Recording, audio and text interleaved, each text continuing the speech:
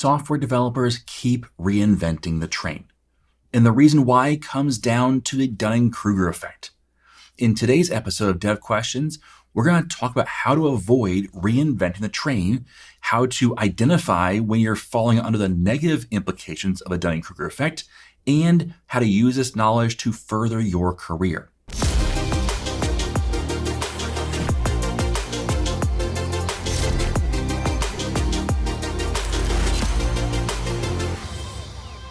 Software development is more than just writing code.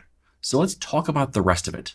Specifically, let's talk about the Dunning-Krueger effect and how it impacts software developers. Now, if you don't know about the Dunning-Krueger effect, basically the conclusion is that when you don't know anything or much about a topic, then you overestimate how much you know. And once you learn more about it, you actually find out that you know less than you thought you did. And it actually decreases your confidence in how much you know, to the point where sometimes even experts will undervalue how much they know or underreport that because they feel like there's so much more to learn. So that's the nutshell of it. But let's kind of give an illustration of it. There's a couple of different illustrations I've seen recently that have sparked good conversations. Now, the underlying issue is somewhat of a Dunning-Krueger effect in both of these cases, but it's also the conversations around it. So the first illustration is back in 2018, 2019, the Boring Company, that's part of the Elon Musk empire, decided to create an underground loop in Vegas. And the idea was that they would create this underground subway system, but it's not a subway. And what would happen is it would take people in pods of 16 people or so from like the airport to downtown Vegas, which is about, I believe, 10 miles. And it would do so at 150 miles an hour, making it a rapid transition from the airport into downtown Vegas and back. Cool idea, cool concept, and never really came about. I mean, we now have cars, physical Tesla vehicles, driving 30 miles an hour, driving people between points. So it's not really the same thing, but that started raising some ideas and some people talking about what are some ways to make this more efficient, because 16 people at a time, that's not very much. And when you talk about an airport, maybe a plane lands, well, a plane is going to hold 150, 200 people who probably all want to go to downtown at the same time. So now you're talking about you need, 10 cars just to handle one plane load, and planes landing all the time. So you need to have more cars, right? Or because they're going so fast, it's fine. But when they're going so fast, you have to have space between them so they don't run into each other, right? And you have to have ramp up time and slow down time. And each pod has to have some sort of like motor or engine or something to propel it. So now you got to have each individual pod that you're creating to have all this stuff. And you have as backup, you say, well, how do we make this better? How do we, and this is where the idea of people kind of talking through this comes in, where they start to say, well, what if you had pods that were bigger, maybe 32 people instead of 16? You're like, well, yeah, but that is kind of weird and it may not work on turns or something like that. So what if we just had two pods that we connect together? And then you wouldn't have to have the motor in each pod. You'd have just motor in one, which makes the second pod cheaper. And what if you could put multiple of those together? That way the speed up and slow down time is for all of them at once, and they can handle a bigger influx of people. And before you know it, what you invented is the train, right? In Europe, there was something similar where they were looking at the idea of ships coming into port. And the problem is port cities get very clogged up with all these containers being offloaded and then transported throughout Europe. And European roads are not like American roads because they're a little more smaller, a little more compact. And so it's harder to get these containers all over Europe. And so the idea was, instead of having one port where all the containers coming in and gets all clogged, what if you came into one port, but then you had a system that would send certain containers to sub-ports, inland ports, that you could then distribute from there. It makes it closer to the target, and it allows you to reduce the congestion at those major ports. And so that was the idea behind a new way of doing things. And the thought was, well, we want to put those containers into a system that's automated. We want to put them on this like car or container for the container that would allow them to move very quickly through a tube. And in fact, they're going to remove most of the air from the tube, make it almost a vacuum, so it moves even faster. The problem is to get these containers on these cars up to or down to pressure so they can get into the system. They had to have like this airlock system. And that's going to cause a clog because we're doing one container at a time and a ship is unloading thousands of containers. That takes a long time. So what if we connected multiple pods together? And before you know it, you've invented the train. And so that's the kind of thought process that goes into a lot of these new inventions, new ideas, and futuristic capsules and low to no pressure vacuum tubes that move things very quickly. You start kind of inventing all these things, and even the thought process with people, we start talking through how can we do this better, be more efficient, more futuristic. And the end result is the lowly train moves more people and more goods faster, even though it goes very slow sometimes, than all these fancy ways of doing things. So why is that? It's because you didn't understand the true problem. You had an outsider's perspective. You came in at all this flashy stuff, but you never really understood the true problem and the true logistics of it. And so you reinvented the wheel, or you, in this case, reinvented the train. You reinvented a way of doing things because you didn't have a good perspective. You thought you were too smart. You thought you were smarter and thought you knew more about the problem than you actually did. And once you get into the weeds of the actual problem, you go, wow, that's more complicated than I thought. And the end result is you come to the same conclusion that many, many engineers have come to before you.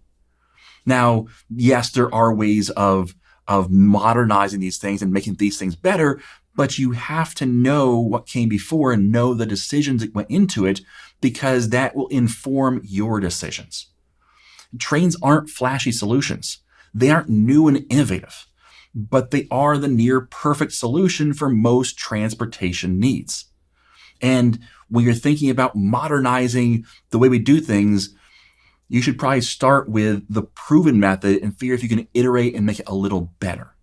In software development, we have something similar. We create complex, flashy, new ways of doing things, but at the end of the day, we're creating CRUD apps. Practically everything is a CRUD app. And if you don't know, CRUD stands for Create, Read, Update, Delete. Basically, we are working with data in every single application we built. And almost every situation can be solved with a 3-tier application that runs on one machine. And that's going to blow your mind. You're going to think, no, it can't. We got to have all this extra stuff. Let's talk about the 7 myths that suck people in. Myth number 1 is, scaling is flashy. Scaling is necessary. We need to have scale. Make your app more performant instead. That's almost always the solution. In fact, most monoliths that are 3-tier monoliths working on one machine can scale to millions of users if you do it right. Now, if you create a poorly performing application because you don't know what you're doing, well, then yes, you're going to need to have scaling in different ways. But scaling is almost never the first place you should go. The first place you should go is making your app more performant, and you'll find that you almost don't need those other scaling things because of the fact that you made your application more performant. Number 2, new database types. We need to have new database types and new types of storing data and new ways of storing data. You know what?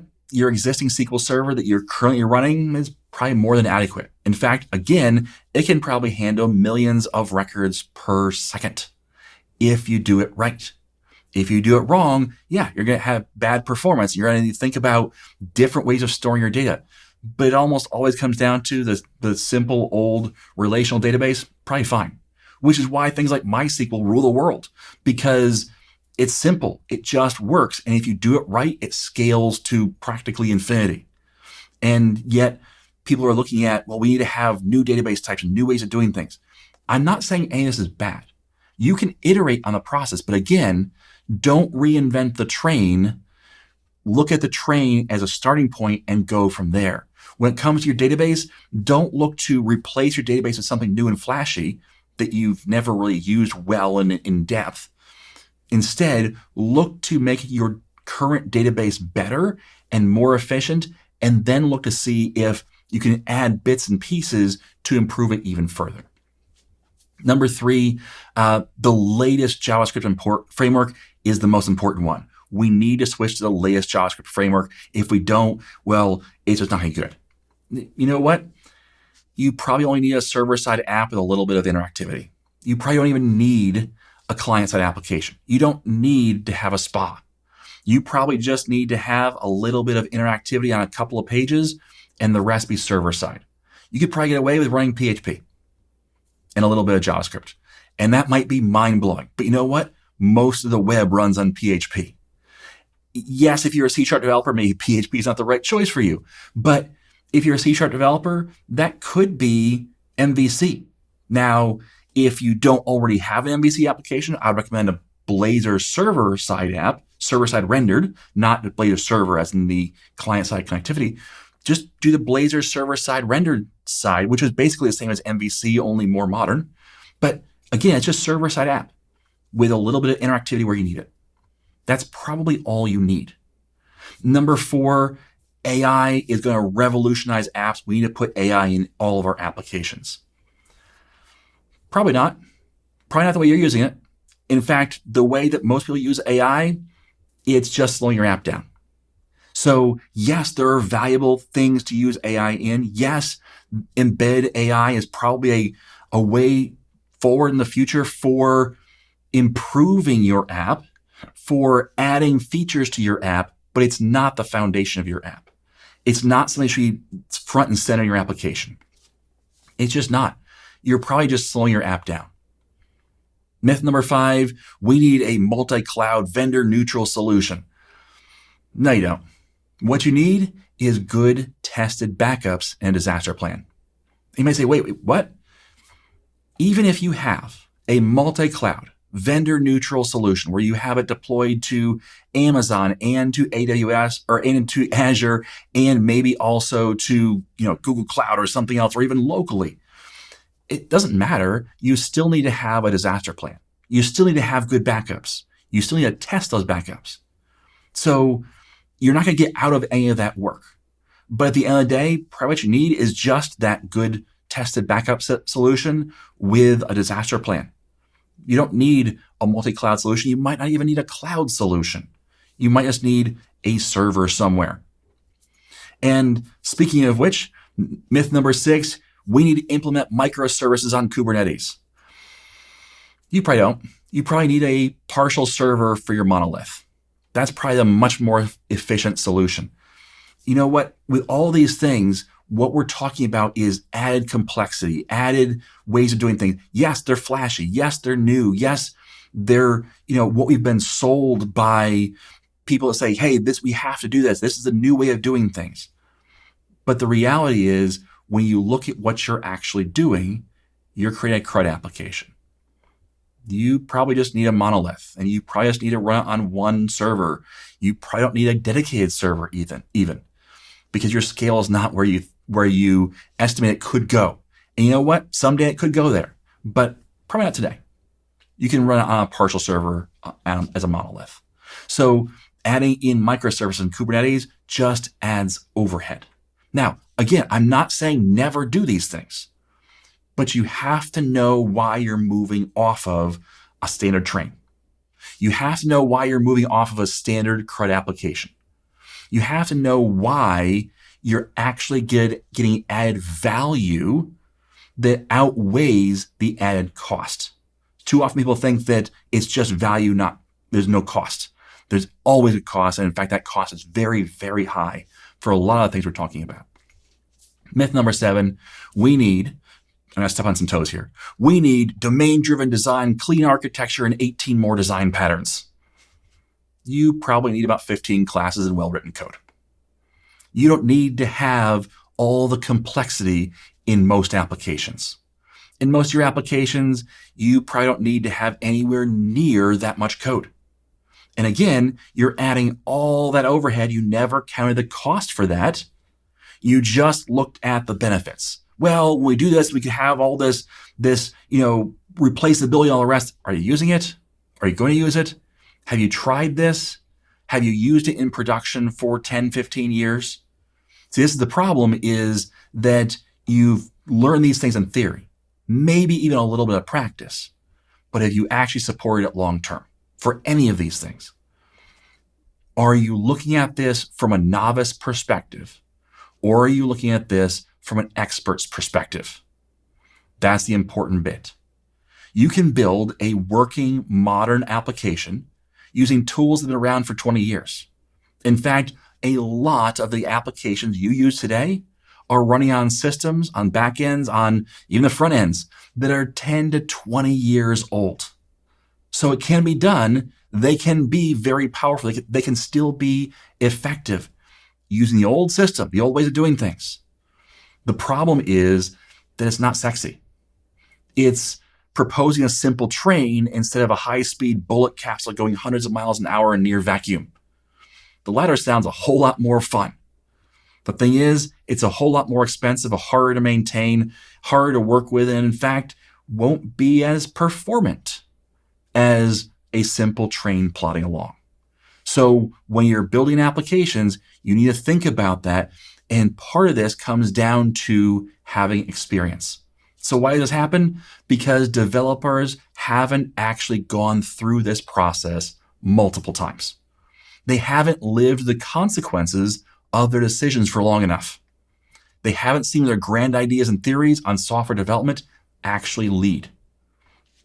The finding of Dunning-Krueger study was that incompetent, that's a harsh word, but incompetent individuals fail to recognize their own lack of skill. They don't know, they don't have the skills. Essentially, if you don't know enough about a topic, you think you know more than you do.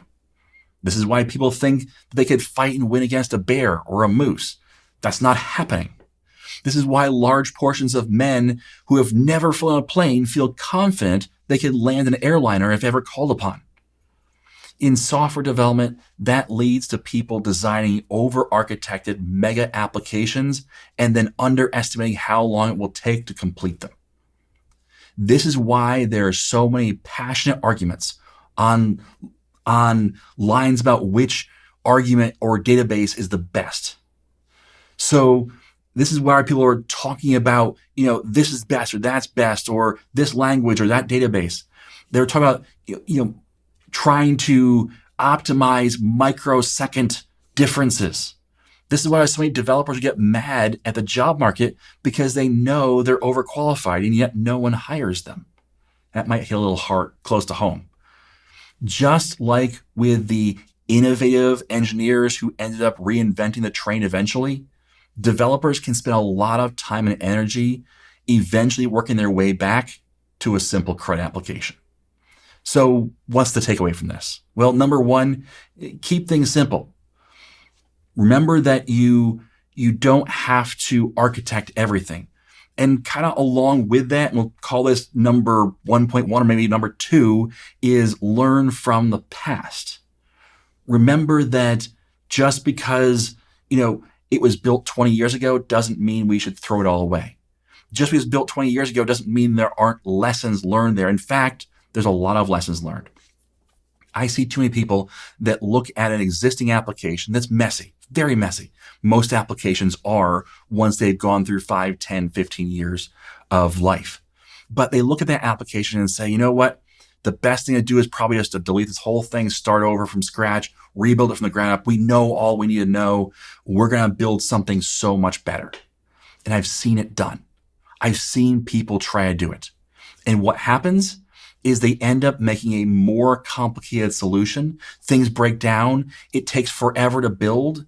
And the end result is still a messy system that doesn't even address all the things the old one did because they didn't know all the things the old one did, or didn't learn those lessons the hard way and start relearning them the hard way. And you create a mess. That's not the way of going about it. You want to learn from the past. Keep things simple. Look at the old systems and learn from them, and then iterate on them. Don't just try to reinvent the wheel. Number 3, learn more about your topic before changing how you do things. So when you look at an existing system, you say, this was dumb. I've done this. You look at a system and go, the guy who came before me was an idiot. He was stupid. You found out later it was yourself. But, that person, they made some bad choices. I've had this in my house where I look at some of the things that have been done. I'm like, man, this is dumb. He should have done something different. And the more I get into it, the more I learn about it, the more I start working with myself, the more I realize, you know what? That was a simple solution that actually worked. Yeah, it felt like a workaround, but it's probably the best solution here. The more I learned about it, the more I realized that the person before me wasn't nearly the idiot I thought they were. Okay? Learn more about the topic before you start changing things. Number 4, build multiple practice applications with new systems to learn their value. In all of this, I hope you don't take away that I'm saying don't ever do new things. I am not. I advocate for doing new things. I advocate for moving to new versions of .NET. I advocate for using Aspire and other new things. However, I do so within limits. Okay? I don't just throw out everything that's old. I don't just say, hey, you know what?